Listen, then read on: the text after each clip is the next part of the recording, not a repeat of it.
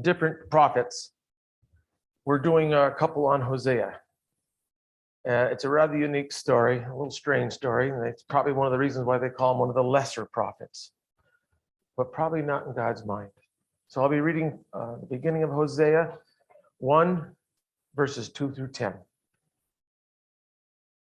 When the Lord began to speak to Hosea, the Lord said to him, "Go, marry a promiscuous woman and have children with her. For like the adulterous wife, this land is guilty of unfaithfulness to the Lord." So he married a woman named Gomer and had a daughter, Gomer, daughter of Diblaim, and she conceived and bore him a son. Then the Lord said to Hosea, "Call him Jezreel, because I will soon punish the house of Jehu for the massacre at Jezreel. And I will put an end to the kingdom of Israel. In that day I will break Israel's bow in the valley of Jezreel." Gomer conceived another child and gave birth to a daughter. Then the Lord said to Hosea, "Call her Lo Rumana," which means not loved. For I will no longer show love to Israel that I should love Israel, that I should at all times forgive them. Yet I will show love to Judah, and I will save them, not by bow or sword or battle or by horse or horseman, but I, the Lord their God, will save them. After she had weaned Lo Rumana, Gomer had another son, and the Lord said, "Call him Lo Amin," which means not my people. For you are not my people, and I am not your God. Yet the Israelites will be like the sands on the seashore, which cannot be measured or counted. In the place where it was said to them, "You are not my people," there will be called again children of the living God. This is the word of God for the people of God.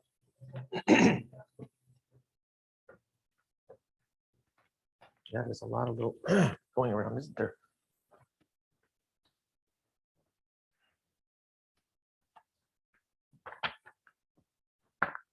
I guess I don't need that.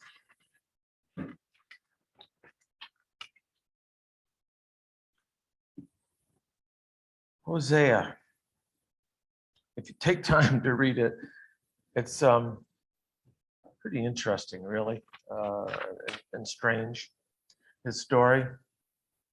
He's first called as a prophet, as it says, quite a bit earlier than when he's actually prophesies to the people of Israel. And he was told, take a wife. Now, that's not particularly too strange for a younger man, but this particular one with a promiscuous occupation, well, I would have to say it's not a parent's first choice for their new son.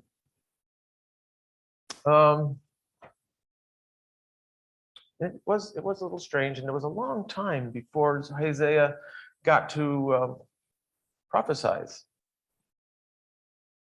Why all this drama ahead of time before the prophecy?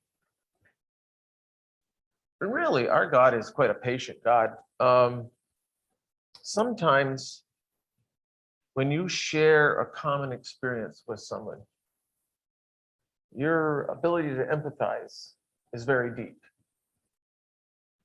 You make better connections with someone. Did Hosea really need to have that type of life experience in order to sympathize with the fact that God says, "My nation, my children are being unfaithful to me"? I don't know.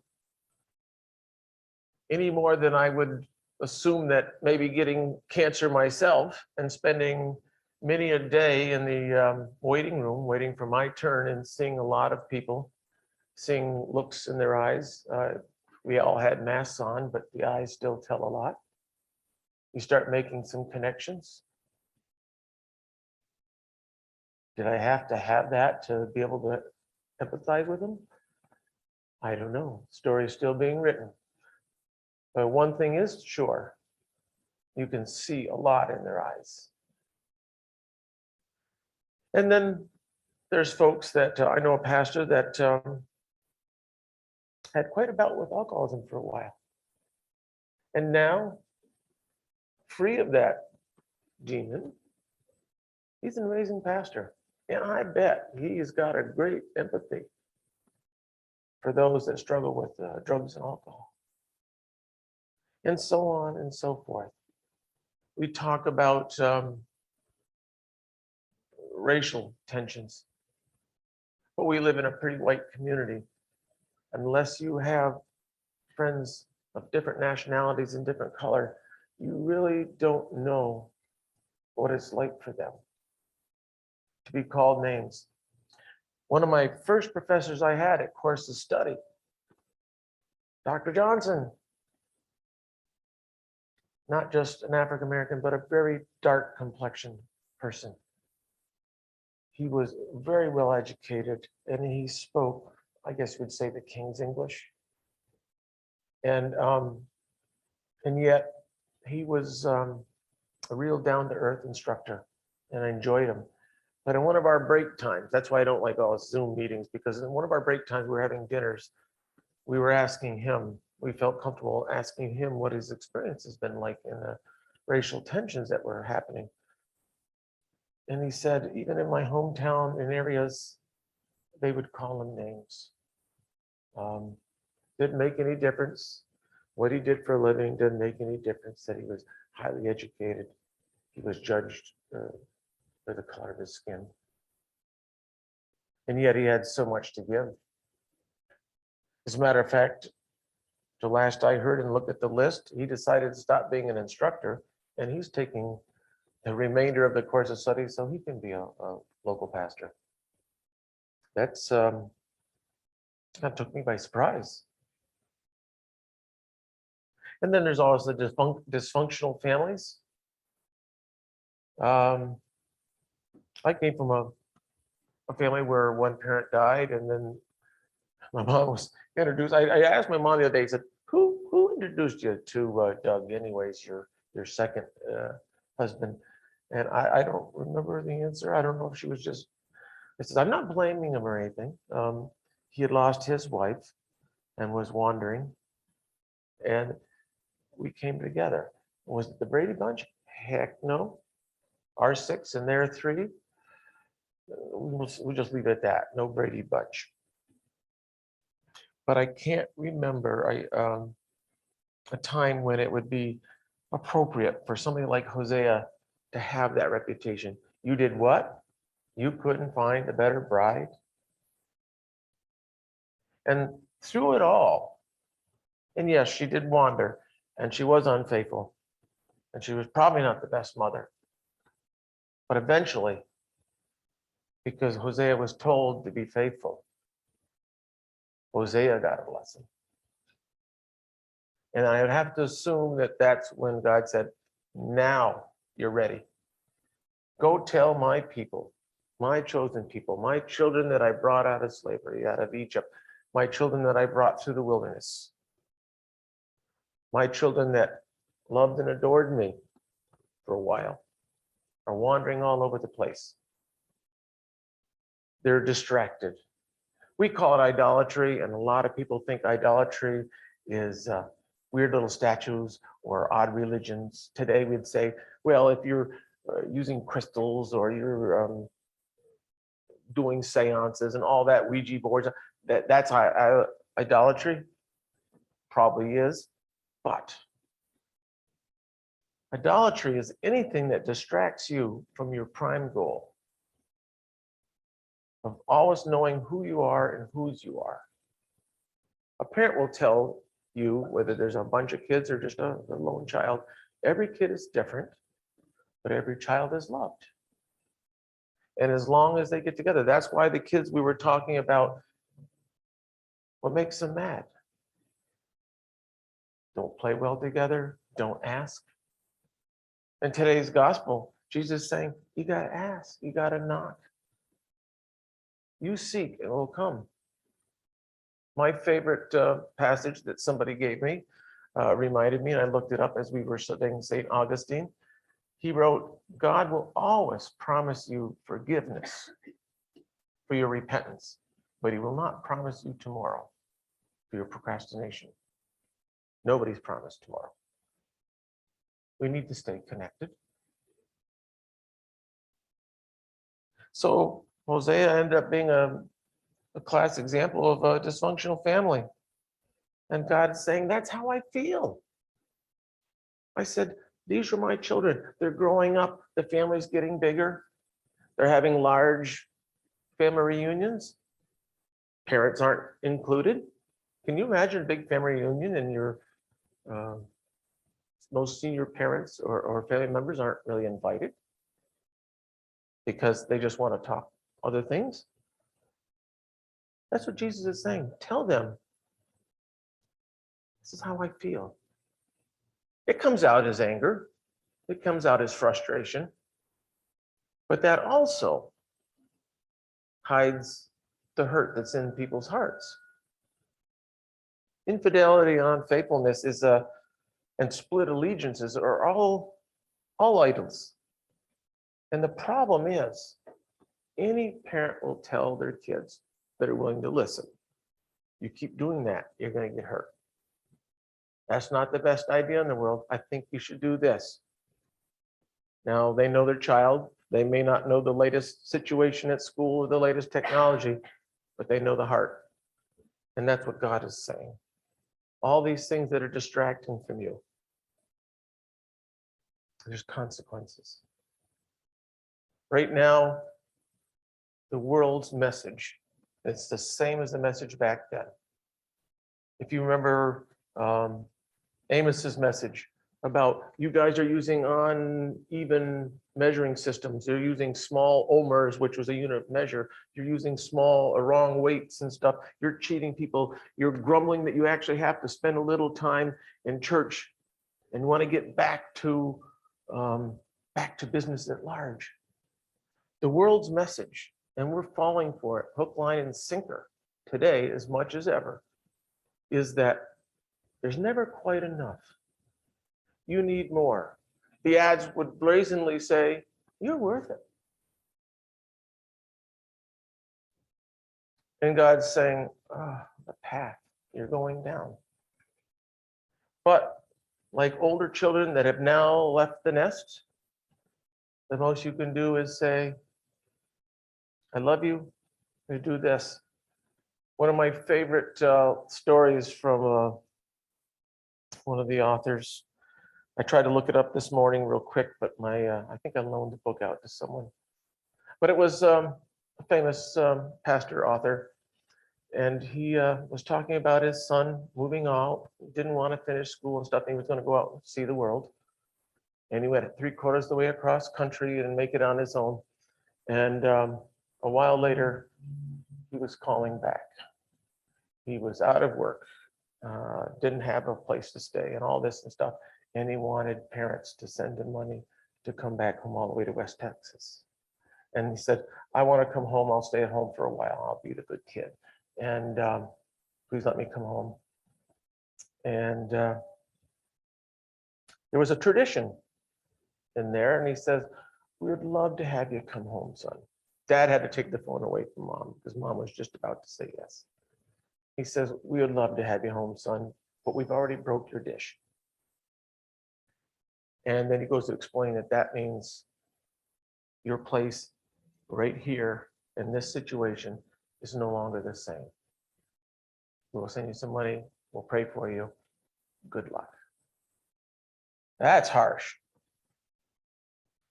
But the rest of the story, this kid made it and is good and still loves his parents. And the parents never stopped loving their son. God still doesn't stop loving us. If any of these stories mean anything, it should tell you that people that say, oh, I don't read the Old Testament, that's just a God of judgment and anger and and punishment. And I like to stay in the New Testament. That's not true. There's a lot. We're talking about raising your kids from infancy to adulthood, if you will. raising humanity. If anything, this should tell you that God still cares. He says, you will still grow. I will still be your parent. I know the kid says, I won't be that. What's probably the most hurtful thing a child can say to their parent? Do not use it. I don't know you anymore. You're not my mom or my dad. That's about the most hurtful thing you can do. And back then, if the Jewish culture at that time was, if the son didn't do this, that, the other thing, or marry a good Jewish girl, or follow whatever they were supposed to in the family business and follow the culture, they were shunned. It's still being done a little bit today. They're shunning. And they say, you're not one of us anymore. You're not part of the family. You're on your own. Don't know what goes on in their hearts. But God makes it pretty sure that going on in his heart is he wants you. But he's got to use this tough love and let you suffer the consequences. Maybe you will understand a little better. Just like Hosea had to have a pretty rough, quite a few years of his marriage. There's consequences, but I still love you. He's saying, grow up, kid. He's telling us today, folks, Christians, grow up. All those distractions that say you don't have enough, you need to work a little harder, you need to have a little bigger house, you need to have a little more in your bank account, on and on and on. You don't look just right, so this little bottle of makeup is so much better than this $2 bottle of makeup that this is worth $20. Great. But we're buying it hook, line, and sinker. There's fairly modern mystic. Her name is Rosemary Freely Harding. This is my paper one. I had all these in the printout, but Fremont, and she was a Black woman, a Mennonite, and she was a freedom movement in the 60s. She started a Mennonite house in Atlanta, Georgia, which was very integrated. People didn't know what to think. And she did some writings and bits and pieces, and her daughter had put this together in a book called Remnants of My Mom. And she said, I was the closest when I was in prayer, private prayer. This is not to say that there's no action, it's a balance. But if you don't know where you're going and you don't know how to put together, this is for guys too, you got to read the instructions, or at least get a picture. I mean, I do pretty good with pictures, but she needed to always stay focused, because I'm sure in the 60s it was a very hard thing to do. This is what she wrote. There is no scarcity. There is no shortage. No lack of love, no lack of compassion or joy in this world. There is enough. There's more than enough. Only fear and greed make us think otherwise. No one needs to starve. There's enough for everyone, enough food. No one needs to die of thirst. There is enough water. No one needs no one needs to live without mercy. There is no end to grace. And we're all instruments of that grace. We're so used to taking and wanting more and gimme, that we forget that the distribution system we're talking about now in our infrastructure, there's a bottleneck of our distribution system. Guess what?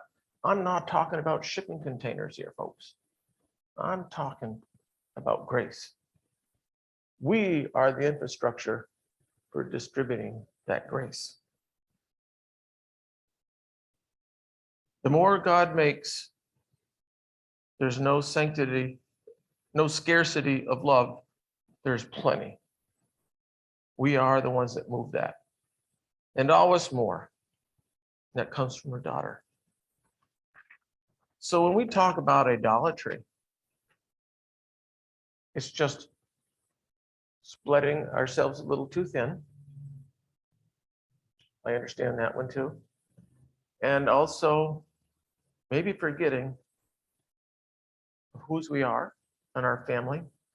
Can we go on so much that I say, well, I really can't move on?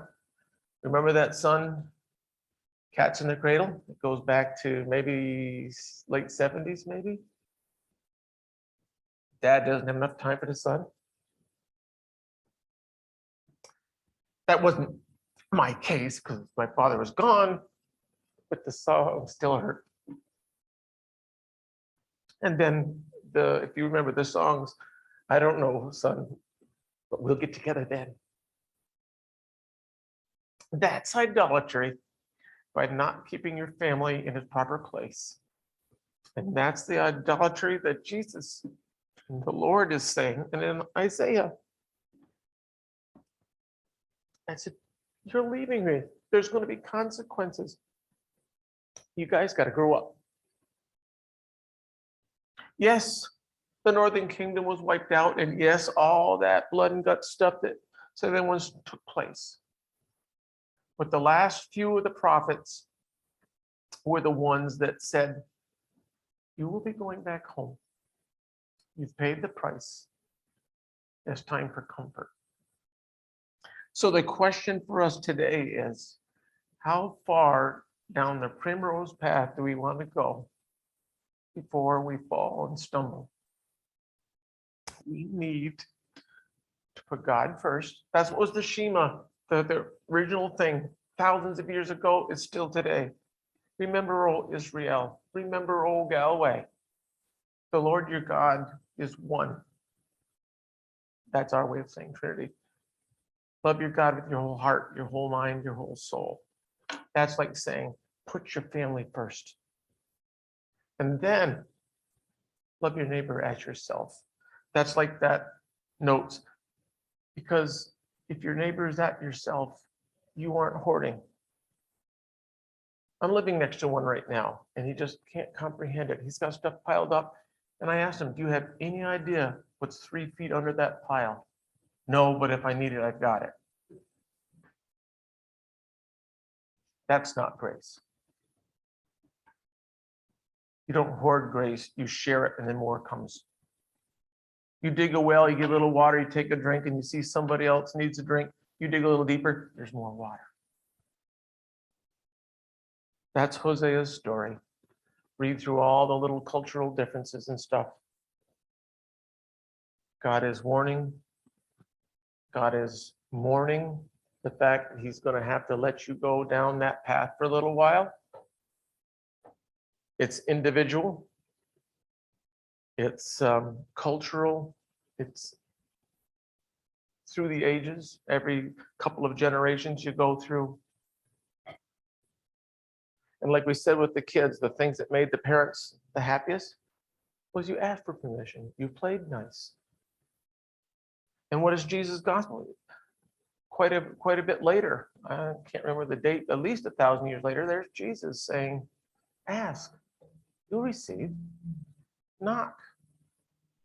Everything will be given to you from the parent's perspective. You'll be given what you needed. So this doesn't have to be a really crazy message.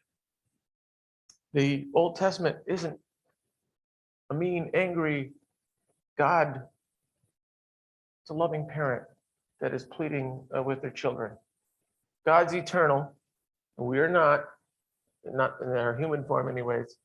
So every generation, can you imagine having kids? Every generation. I guess the only thing that might compare is having grandchildren and great-grandchildren. I went to my friend's mom's funeral, saw High Church in the Catholic Church that I haven't seen in 50 years. And then we went to reception out there. I'm looking at the family and, oh, this is my, as a matter of fact, he said, you should go see my sister, Sandy. And I went to this fairly young lady and Sandy, and she goes, oh, you want my mom over there? My memory was something younger. But I went over and talked to Sandy, which was Mike's sister, and I knew when we were in school. That family, I said, boy, you guys took that be fruitful and multiply very seriously. And there was grandchildren and great grandchildren right there. And if I'm not mistaken, there was one, yeah, great grandchild right there, one or two. And I'll have to bet that, well, the father was still alive, that he would worry about that third generation child as much as he would his own child. Can you put that on a nth degree and understand what God's love is generation after generation after generation of seeing his chosen children out there struggling? That's why he raises up prophets. That's why he's saying share. That's why he's saying reach out. Because there is plenty. The more you share, the more I'll give you. Does that sound like an angry God in the hands, a sinner in the hands of an angry God? I don't think so. And that's great news. Because you can always come back. You might have a few scars, but you can always come back. That's great news. And that's the gospel. Amen.